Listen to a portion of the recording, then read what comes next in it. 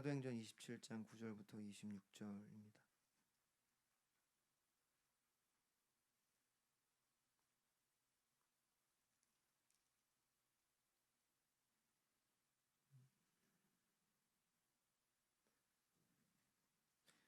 오늘 말씀은 교독하면 좋을 것 같습니다. 제가 먼저 읽겠습니다.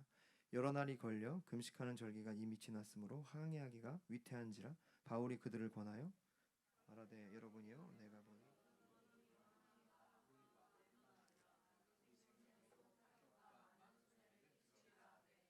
백부장이 선장과 선주의 말을 바울의 말보다 더 믿더라. 그 항구가 겨울을 지내기에 불편하므로 거기서 떠나 아무쪼록 베닉스에 가서 겨울을 지내자 하는 자가 더 많으니 베닉스는 그레데 항구라. 한쪽은 서남을 한쪽은 서북을 향하였더라. 남풍이 순하게 불매 그들이 뜻을 이룬 줄 알고 닷을 감아 그레데 해변을 끼고 항해하더니 섬 가운데 유로 울라라 광풍이 크게 일어나 배가 밀려 바람을 맞추어 갈 수 없어 가는 대로 두고 쫓겨가다가 거다라는 작은 섬 끌어올리고 줄을 가지고 선체를 둘러 감고 스르디스에 걸릴까 두려워하여 연장을 내리고 그냥 쫓겨가더니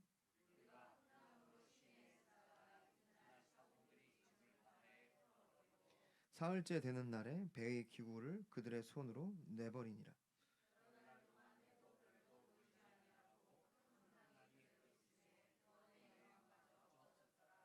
여러 사람이 오래 먹지 못하였음에 바울이 가운데 서서 말하되 여러분이여 내 말을 듣고 그에 대해서 떠나지 아니하여 이 타격과 손상을 면하였더라면 좋을 뻔하였느니라.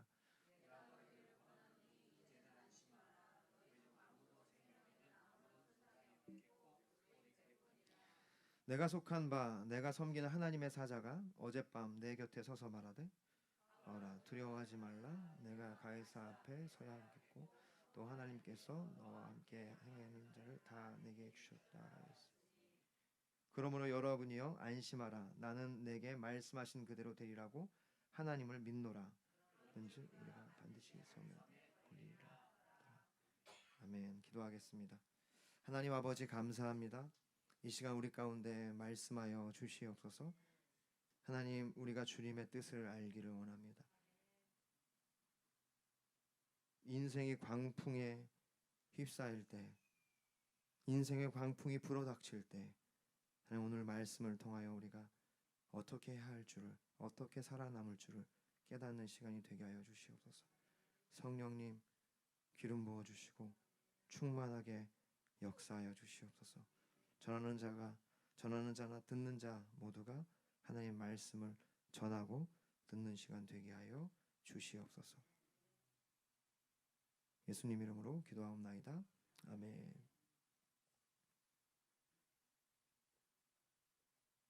할렐루야. 제가 그림을 안 보냈나요?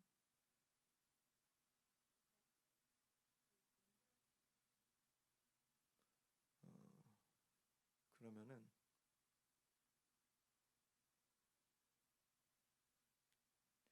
그림을 보냈어야 되는데 그림을 안 보냈네요. 그림을 봐. 렘브란트 그거는 받았어요? 그럼 인터넷에서 예, 바울의 그 로마 압송 이렇게 치면 지도가 하나 나올 거예요. 그거 하나 준비해 주세요. 오늘 제목은 인생의 광풍에 휩싸일 때라는 제목으로 말씀을 나누고 싶습니다. 인생은 항해다. 많이 들어보셨죠? 고대 로마 철학자 세네카가 남긴 말입니다. 아주 유명한 말이죠. 세네카의 이 말을 오늘날 언어로 의미를 살려서 다시 한번 얘기한다면 아마 인생은 험난한 항해다가 될 것이에요. 왜냐하면 요즘에는 항해라는 것이 어떻게 보면 뱃놀이, 유람선, 크루즈 여행 뭐 이렇게 좋은 것들이 될 수 있지만 당시에는 이 배라는 것은 그렇게 유희 어떠한 여가를 위한 그런 것이 아니라 유일한 교통수단, 무역수단이었어요. 그리고 굉장히 위험하고 목숨을 걸어야 하는 그러한 어떤 교통수단이었습니다. 그렇기 때문에 세네카의 인생은 항해다라는 말에는 인생은 뭔가 즐거운 거다라는 것이 아니라 인생은 험난한 항해다라는 말일 것입니다. 그렇습니다. 우리의 삶을 이렇게 보면요, 정말 인생은 험난한 항해와 같습니다. 저절로 되는 것이 없죠. 태어나면서 우리는 생존을 위해 목숨을 건 투쟁을 해 온 것입니다. 여러분, 우리가 부모님이 모든 것을 다 해주긴 하지만 우리 스스로가 생명을 보존하고 건강하기 위하여 아이들도 애쓰는 거예요. 건강하게 되기 위하여 모든 어떠한 세균들 아니면 어떠한 질병의 위험들 앞에서 스스로를 건강하게 해야 되는 거죠. 싸움이 있다는 겁니다. 지금까지 많은 시험들과 어려움들 여러분 겪어 오셨잖아요. 네, 인생은 그와 같이 언제나 험난한 항해와 같다는 거예요. 다시 말해서 우리의 인생에는 늘 광풍과 같은, 태풍과 같은 그러한 어려운 시간들이 있었다는 거죠. 그러므로 앞으로의 우리의 삶도 마찬가지일 겁니다. 다시 말해서 험난한 항해와 같은 우리의 삶에는 분명히 폭풍과 같은 고통의 시간이 찾아올 거예요. 그것을 이해하고 예상하고 대비하는 것이 지혜로운 성도인 줄 믿으시기를 바랍니다. 오늘 본문을 보면요, 바울과 그 일행들은 유라굴로라는 큰 광풍을 만나게 됩니다. 유라굴로, 헬라어 유로스와 라틴어 아퀼로, 이것은 유로스는 동풍을 의미하고요, 라틴어 아퀼로는 북동풍을 의미해요. 그래서 합성어인 거예요. 동풍과 북동풍이 합쳐져서 만들어지는 태풍이기 때문에 제가 이걸 예, 나눠 이렇게 올려놨는데요. 그래서 그레데섬이라는 지중해에 있는 섬이에요. 바울과 그의 일행들이 처음으로 머물렀던 섬입니다. 안전한 섬이에요. 거기에 이다라는 산맥이 있어요. 그 이다라는 산맥과 바다의 어떠한 북동풍의 난기류 같은 것이 만나서 강력한 돌풍이 되어 태풍이 만들어지는 것입니다.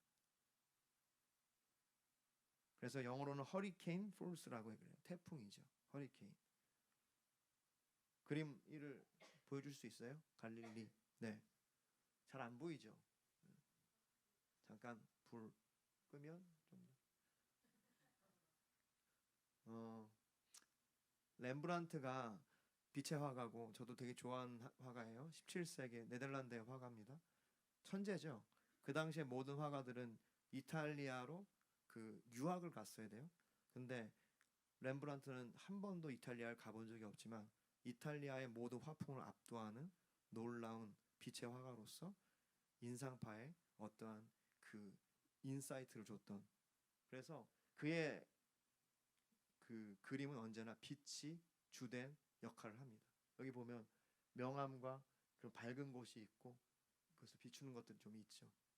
하이라이트가 늘 있고. 렘브란트가 그린 그림 중에 유일하게 바다를 소재로 한 그림이 바로 이 갈릴리 호수의 폭풍이라는 그림이에요. 이것을 보면 우리의 인생이 정말 저와 같은 폭풍에 언제나 놓여 있다는 것을 우리는 알게 됩니다. 지혜로운 것은 우리의 삶에 광풍과 폭풍이 없다고 믿는 것이 아니라 그 폭풍을 대비하고 준비하는 거죠. 인생에는 유라굴로라는 이와 같은 광풍이 미친 바람? 알 수 없는 정말 폭풍과 같은 그러한 시간들이 있게 마련입니다. 우리가 오늘 말씀을 통하여 우리의 인생이 이와 같이 바다 위에 그런 광풍에 놓여 있을 때 어떻게 살아남을 수 있는지, 어떻게 우리가 그 광풍을 뚫고 주님의 뜻을 이룰 수 있는지 함께 살펴보기를 원합니다. 네, 불 켜주시고요. 첫 번째는요, 하나님의 사람의 말을 들으라. 우리 오늘 본문 9절부터 11절을 함께 읽겠습니다. 시작. 여러 날이 걸려 금식하는 자들이 지났으므로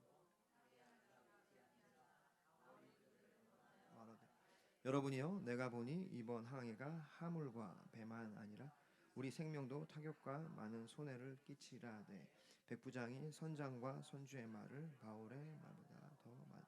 아멘. 11절에 나오는 백부장은 오늘 본문 아마 1절에 나올 텐데요. 로마 이 바울의 로마 압송을 담당한 그 율리오라는 장교, 로마의 군인입니다. 그는 자신의 부하들과 함께 바울을 포함한 그 죄수들, 수백 명의 죄수들을 지금 로마로 이송하는 책임을 맡아서 가고 있는 거예요. 팔레스타인, 그러니까 유대 땅 가이사랴를 떠나 지금 로마로 가기 위해 소아시아, 갈리가와 밤빌리아, 갈리기아와 밤빌리아를 지나 루기아 근처 무라까지 도착을 한 상황이에요. 혹시 지도 보여줄 수 있나요? 네, 맞습니다. 지금 저기에 팔레스타인을 지나서 시돈을 거쳐서 무라까지 간 거예요. 저기가 이제 밤빌리아라는 소아시아 지역입니다.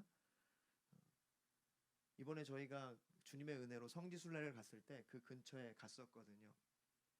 그 무라에서 이제 로마로 가는 배를 타요. 원래는 로마로 가는 배는요, 그 길로 해서 아테네 쪽으로 가서 이제 로마로 가야 되는 겁니다. 그런데 폭풍이 불기 시작해요. 바람이 심상치가 않습니다. 그래서 바람에 밀려서 어쩔 수 없이 이 지금 그레데라는 섬에 도착을 한 거예요. 무라에서 미도를 거쳐서 원래 이쪽으로 갔어야 되는데 요 그레데 섬에 도착한 겁니다. 그레데를 끼고 이제 미항이라는 곳에 이제 이 무리가 도착했어요. 배는 원래 저 위쪽으로 해서 로마로 갔어야 되는데 날씨가 안 좋았던 거죠. 여기 보니까 오늘 어, 이제 곧 이제 겨울인데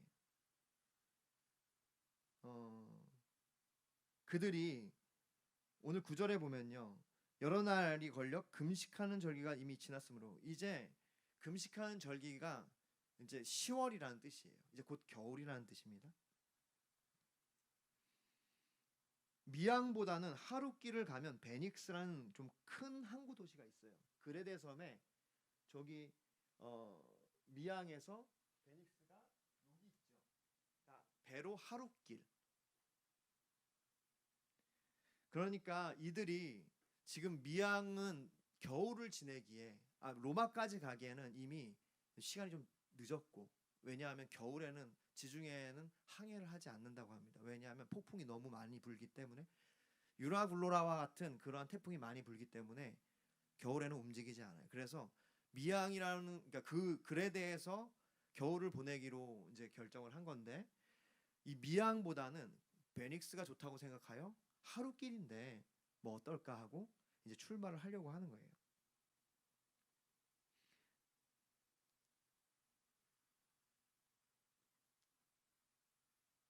이 배는 로마의 통제를 받고 있기 때문에 선장과 선주보다 로마의 장교였던 율리오가 최고 결정권자였어요.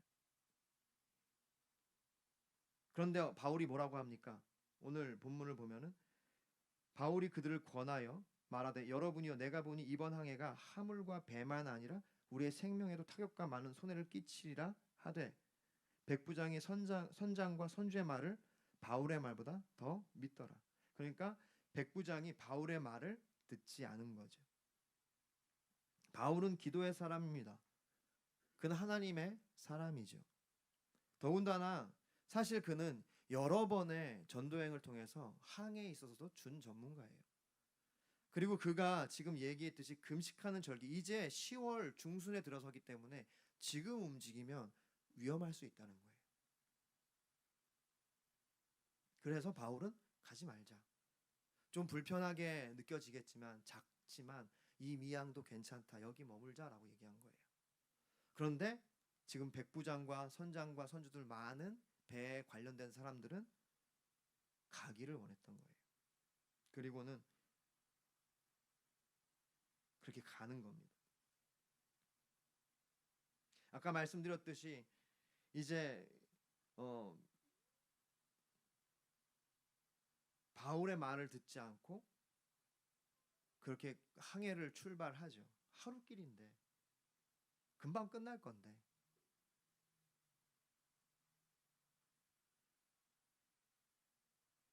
그러나 어떻게 됩니까? 그들이 유라굴로라는 큰 광풍, 태풍을 만나게 돼요. 하루면 갈 그 거리였는데 그들의 계획과는 전혀 상관없이 멀리 멀리 이제 아까 지도에 보면은 멜리데, 그러니까 몰타, 지금의 몰타라는 나라가 있어요. 거기 몰타까지 폭풍을 만나 흘러가게 됩니다.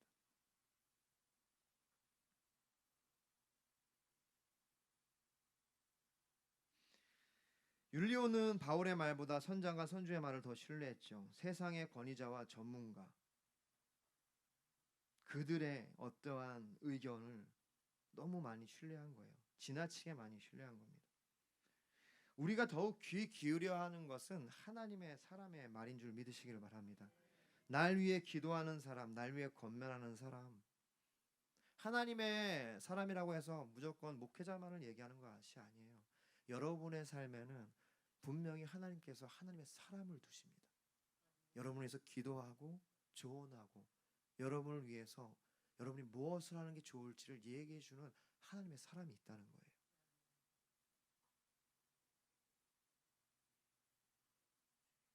인생의 돌풍, 광풍을 만날 때, 흔들릴 때, 폭풍 한가운데 있을 때 그와 같이 나를 위해 기도하는 사람, 권사님, 장로님, 집사님, 목사님, 그들의 말을 귀 기울일 수 있는 여러분이 되기를 바랍니다.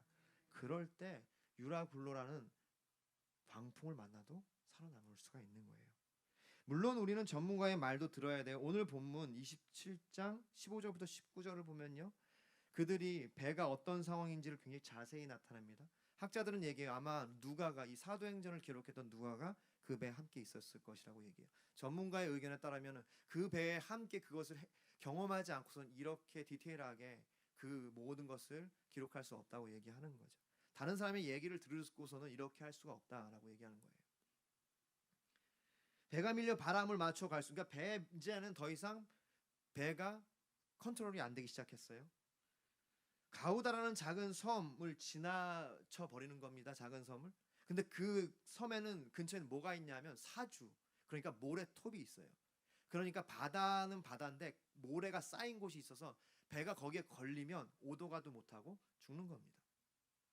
그 사주에 걸릴까, 그것을 지금 스르디스라는 헬라어를 그대로 지금 채용하고 있죠. 그 스르디스에 걸릴까 두려워하여 연장을 내리고, 그리고 풍랑을 심히 애쓰다가 사공들이 짐을 바다에 버리고 배의 기구들을 그들의 손으로 내버리고, 여기 보니까 갑자기 불어닥친 유라굴로라는 폭풍 때문에 배를 어떻게 그러니까 이제 구명배, 그러니까 거루는요 작은 배를 의미해요. 그러니까 구명보트죠. 구명보트도 제대로 올려놓지 않은 거예요. 정신없이 지금 그것을 갑판 위에 올리고 묶었다는 뜻입니다. 우리의 삶에 인생의 폭풍 가운데 들어갔을 때 우리가 전문가의 얘기를 아예 무시하면 안 됩니다. 전문가의 얘기에 귀를 기울여야 해요. 그들의 말을 따라야 해요. 지금 이 전문가들이 움직일 때 바울이 나서서 그들을 컨트롤하지 않죠. 따라갑니다. 경제적으로나 질병이나 심리적인 문제가 있을 때 전문가의 도움을 받고 컨설팅도 받고 상담도 받고 우리가 병원도 가야 하는 것이죠. 그러나 중요한 것은 그것들에게만 너무 신뢰를 하면 안 된다는 거예요. 그러면 우리는 유라굴로라는 광풍에서 빠져나가기가 어렵고 살아남기가 어렵다는 겁니다. 무엇보다 더욱 조심해야 하는 것은 무엇이냐면요, 내면의 욕심, 속삭임이라고 할 수 있어요. 혹은 다수결의 원칙을 맹목적으로 따라가는 것, 그러니까 트렌드를 따라가는 것, 상황이 주는 어떤 실마리를 따라가는 것. 여러분 보십시오. 오늘 12절부터 13절 14절을 보면요, 함께 읽을까요? 시작. 그 항구가 겨울에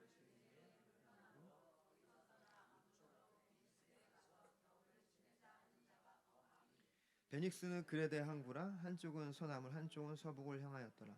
남풍이 순하게 불매 그들이 뜻을 이룬 줄 알고 닷을 감아 그레데 해변을 끼고 항해하더니 얼마 안 되어 섬 가운데로부터 유라굴로라는 광풍이 크게 일어나니, 미항, 그들이 머물렀던 이 하버라는 이 페어 하버라는 곳, 미항, 아름다운 항구라는 이 항구는요 작은 항구였어요. 그러니까 다시 말해서 작기 때문에 이 한 300명 가량 되는 이 죄수들과 이들이 지내기엔 조금 불편할 수 있었습니다. 불편함으로 오늘 보니까 12절에 그들이 지내기에 불편함으로 아무쪼록 하루길에 있는 베닉스로 가자라고 결정을 하는 거예요. 불편하기 때문에. 더군다나 남풍이 순하게 불기 시작하죠. 그리고 사람들 대부분이 다수결에 의해서 우리 모두 가자라고 분위기가 형성되는 거예요. 그러면 하나님의 뜻입니까? 뭔가 잘 되고 일이 뭔가 순조롭게 여겨지고 그리고 사람들도 뭔가 동조하기 시작하고 그럼 하나님의 뜻일까요? 그렇지 않다는 거예요. 얼마 안 돼요. 유라굴로라는 광풍을 만나게 되는 것이 인생이라는 거예요. 만약에 우리가 불편함을 기준 삼고 우리가 사람들의 그러니까 따라가는 트렌드를 기준 삼고 그리고 어떤 내가 처한 어떤 환경들 잘 되어지는 일들을 기준 삼으면 우리는 우리 인생의 유라굴로를 만날 수 있다는 겁니다.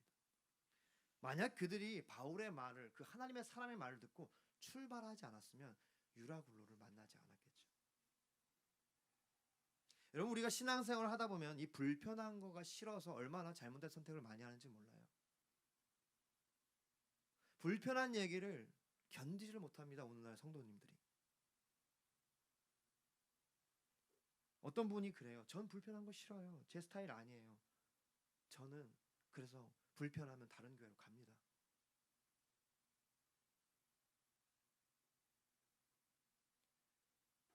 불편한 게 기준이 되면 안 돼요. 하나님의 뜻이 우리의 기준이어야 합니다. 불편해서 쉽게 자리를 떠나고 하루길인데 그럼 코로나 우리가 처음에 어땠습니까? 몇 달이면 끝날 줄 알았잖아요. 적어도 연말이면 끝나겠지. 2월에 시작한 코로나가 근데 1년이 지나고 2년이 지나고 많은 사업가들이 이 코로나라는 유로굴라와 같은 그 광풍 아래 다 무너졌다고요.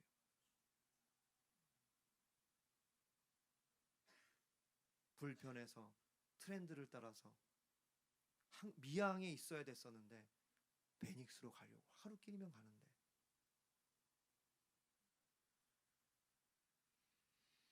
더군다나 남풍이 불어오니까 자기들이 잘한 줄 알고 즐거워했다고요.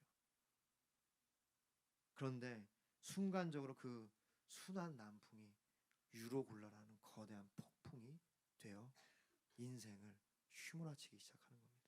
그것이 우리의 인생인 줄 믿으시기를 바랍니다.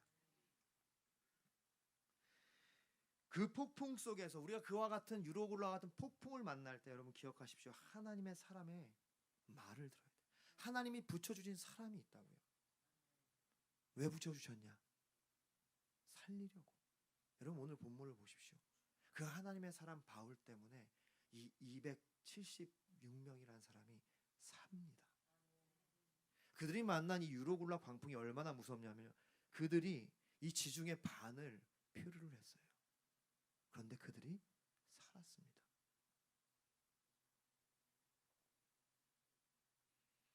사도행전 오늘 본문 21장 21절부터 22절. 여러 사람이 오래 먹지 못하였으며 바울이 가운데 서서 말하되 여러분이여 내 말을 듣고 글에 대해서 떠나지 아니하여 이 타격과 손상을 면하였다면 좋을 뻔하였느니라. 얼마나 맞는 말입니까? 하나님의 사람의 말을 듣고 떠나지 않았다면 이와 같은 타격과 손실이 없었을 거다.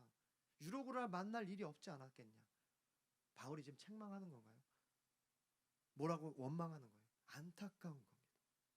하나님의 사람들이 어려움을 당한 유로굴라를 만난 인생을 향하여 조언을 하는 게 정죄하는 겁니까?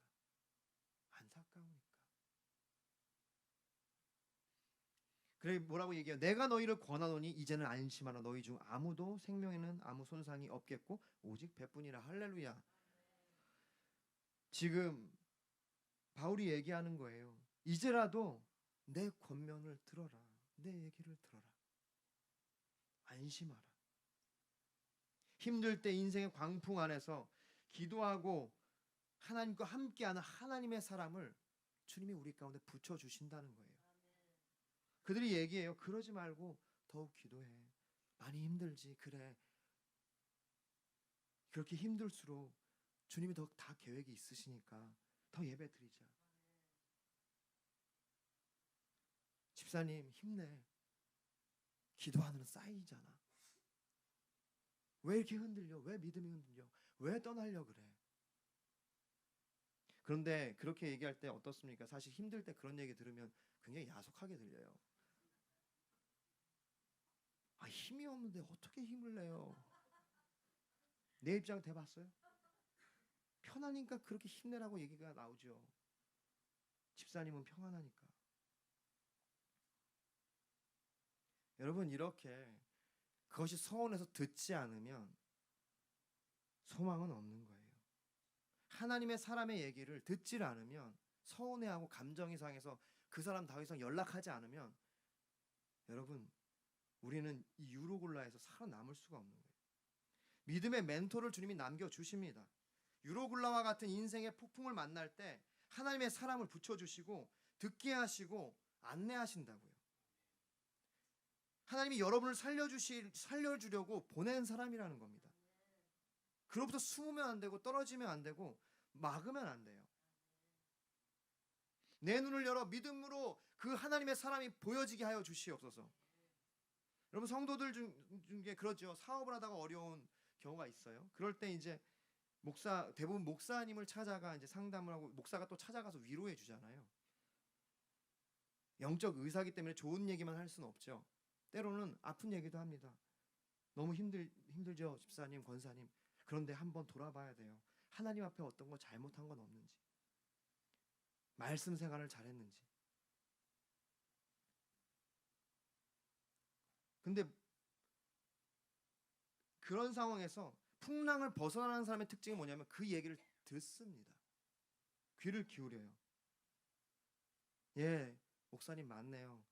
듣고 보니 제가 이 풍랑을 안 만날 수가 없군요. 제가 다시 한번 돌이키겠습니다. 하나님께로 나아갈게요. 겸손하게 듣습니다. 그런데 어떤 사람은 이렇게 얘기를 해요. 아, 그런 얘기 쉽게 하지 마세요, 목사님. 아, 이래서 목사들도 사업을 해봐야 된다니까. 목사님 사업 해봤어요? 얼마나 힘든지 알아? 그 말이 쉽게 나와? 맨날 원론적인 얘기만 해. 나도 알아요, 그거. 여러분, 이렇게 하면 주님이 살려주려고 동아줄 내려주는데 그거 끊는 겁니다. 여러분, 이 하나님의 사람들이 여러분 주변에서 여러분을 위해서 기도하고 얘기할 때 여러분 겸손히 그 이야기를 들을 수 있기를 바랍니다. 그 이야기를 들을 때 유라굴로 광풍에서 살아남는 거예요. 잠언서 13장 10절에 교만에서는 다툼만 일어날 뿐이라 권면을 듣는 자는 지혜가 있느니라. 주여, 듣는 마음을 주시옵소서. 하나님의 사람의 말을 들을 수 있기를 축복합니다. 두 번째, 사명을 붙잡으라. 사명을 붙잡아야 돼요. 오늘 본문 20절부터 26절을 쭉 보면요, 함께 읽어볼까요? 시작. 여러 날 동안 해도 별 광풍이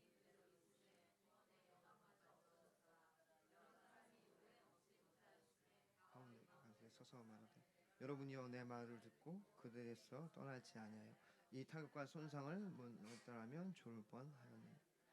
내가 너희를 권하노니 이제는 안심하라. 너희 중 아무도 생명에는 아무런 손상이 없겠고 오직 배뿐이라. 내가 속한 바 곧 내가 섬기는 하나님의 사자가 어젯밤에 내 곁에 서서 말하되, 바울아 두려워하지 말라. 내가 가이사 앞에 서야 하겠고 또 하나님께서 너와 함께 항해하는 자를 다 내게 주셨다 하였으니, 그러므로 여러분이 안심하라. 나는 내게 말씀하신 그대로 되리라고 하나님을 믿노라. 그런즉 우리가 반드시 한 섬에 걸리리라 하더라. 구원의 소망이 끊어졌다라고 표현하고 있어요. 오늘 이 본문에 보면은, 오늘 20절에 보면은 구원의 여망마저, 그러니까 이제는 구조될 여망이 끊어진 겁니다. 여러분, 아까 보셨죠? 지중해 반을 필요로 했어요. 여러 날을 먹지 못하고 이제는 우린 끝났다, 죽었다, 도저히 살 수 없다, 절망하고 있을 그때 담대한 한 사람의 고백이 그 배에 울려 퍼지기 시작합니다. 누구의 고백입니까? 바울의 고백이에요. 바울은 어떻게 그 절망적인 상황에서도 이와 같이 담대한 선포를 할 수 있었을까요? 사명입니다. 그에게 사명이 있었기 때문에. 여러분, 사명이 있는 자는 죽지 않습니다. 여기 보십시오. 가이사 앞에 서야 하겠고, 다시 말해서 난 로마로 갈 것이다. 하나님이 나에게 말씀하셨다. 내가 로마로 갈 것이기 때문에 우리 모두는 안전할 거다. 당신들을 내 손에 붙여주셨다. 여러분, 사명을 붙잡을 때, 사명을 기억할 때 우리의 삶에 유라굴로와 같은 광풍을 이겨낼 수 있는 줄 믿으시기를 바랍니다. 여러분, 코로나 때 많은 사람들이 교회를 떠났어요. 직분도 떠나고 하고자 하는 모든 것들 다 내려놓고 살기 위해. 어쩔 수 없는 것도 있어요. 저도 그 중에 한 사람입니다.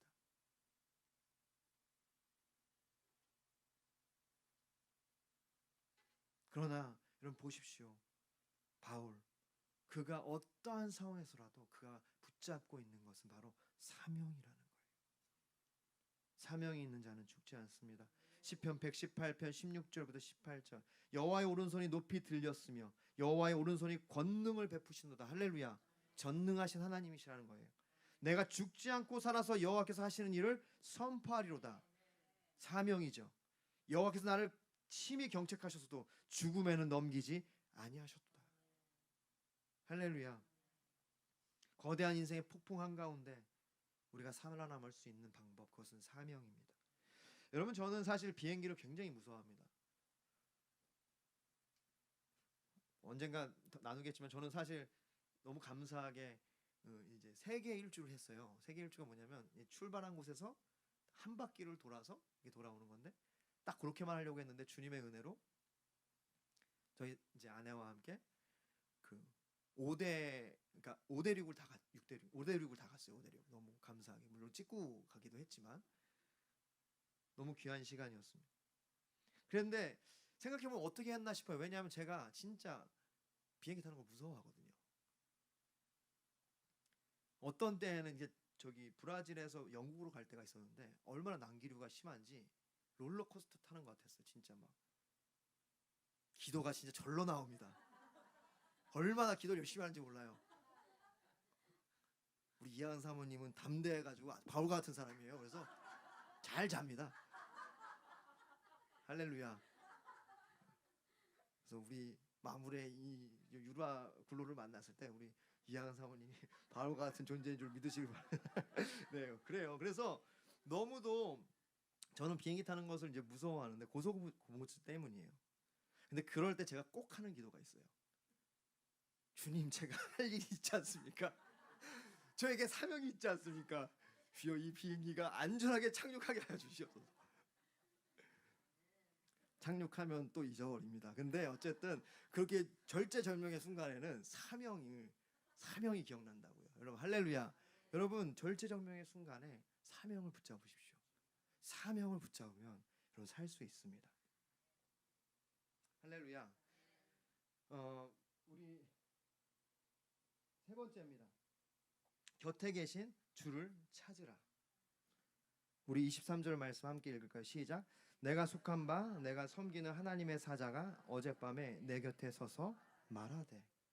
여러분, 우리의 삶의 인생에 이 광풍이 몰아칠 때, 우리가 광풍에 휩싸일 때 우리가 제일 사실 먼저 잊어버리는 것이 뭔지 아십니까? 예수님인 것 같아요. 조금만 어려워도 얼마나 믿음이 없는지 모릅니다. 인간적인 방법만 고민하고 그것만 찾자 헤맬 때가 많다는 거예요.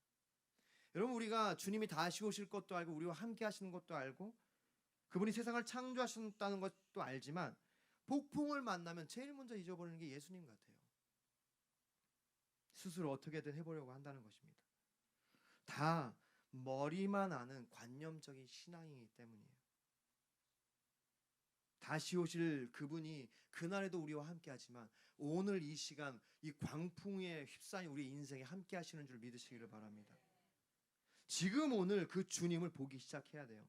23절 내가 속한 바 곧 내가 섬기는 하나님의 사자가 어젯밤에 내 곁에 서서 말하는데 무슨 뜻입니까? 바울이 그 어려운 시간 바울이 왜 안 무서웠겠어요? 저도 무서운데 바울도 무서웠을 거예요. 그도 성정이 같은 사람인데 왜 두렵지 않았겠습니까? 이하은 사모님만 두렵지 않죠? 피곤하니까. 근데 바울도 무서웠을 거예요. 근데 어떻게 합니까? 그가 어젯밤에 주님을 찾은 거예요.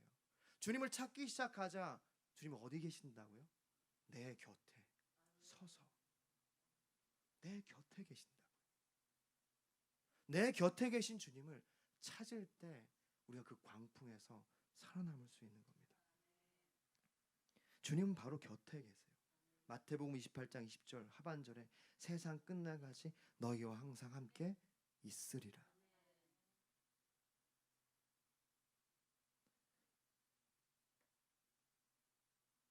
주님은 우리 곁에 서서 우리와 함께 하십니다.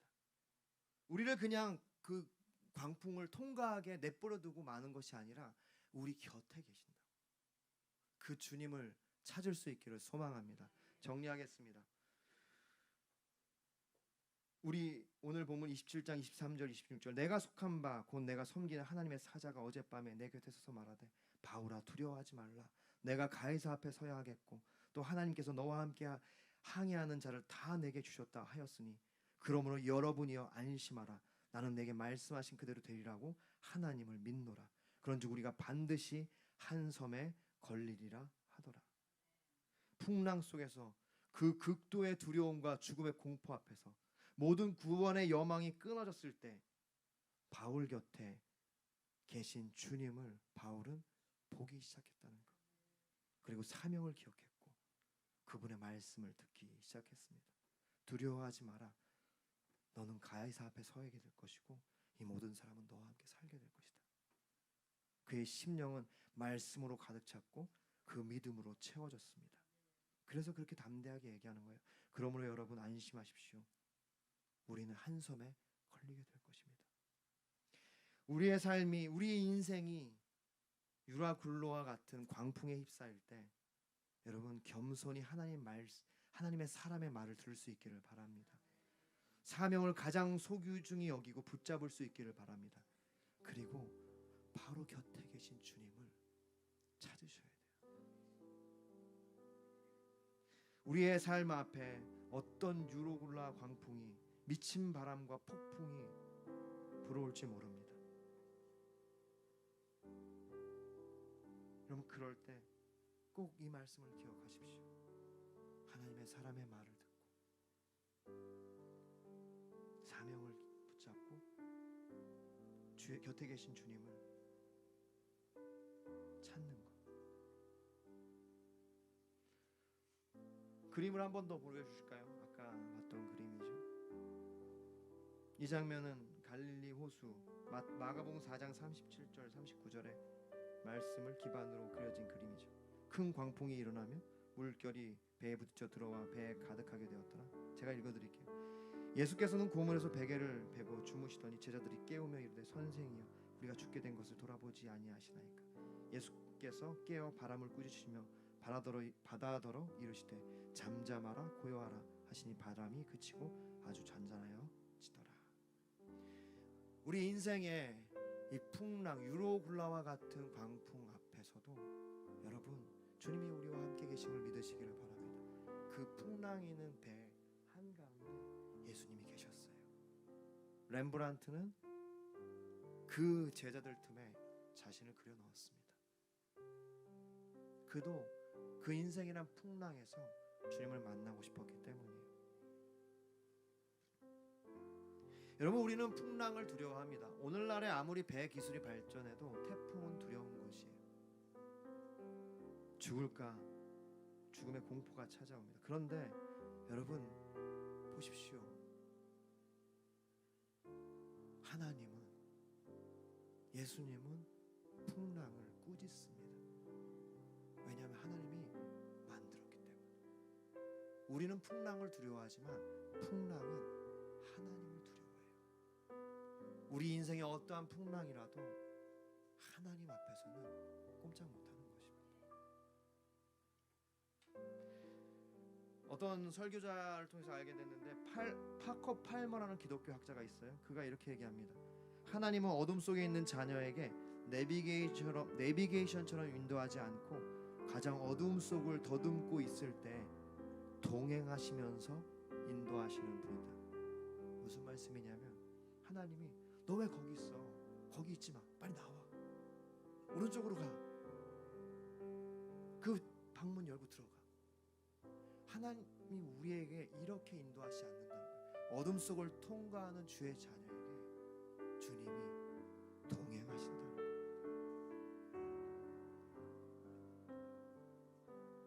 오늘도 주님은 우리와 함께 하십니다. 여러분의 인생에 분명히 또 풍랑을 만나실 거예요. 그때 주님이 여러분과 동행하시고 함께 하신다는 것, 곁에 가신다는 것을 붙들 수 있기를 바랍니다. 우리 이 그림과 같은 인생의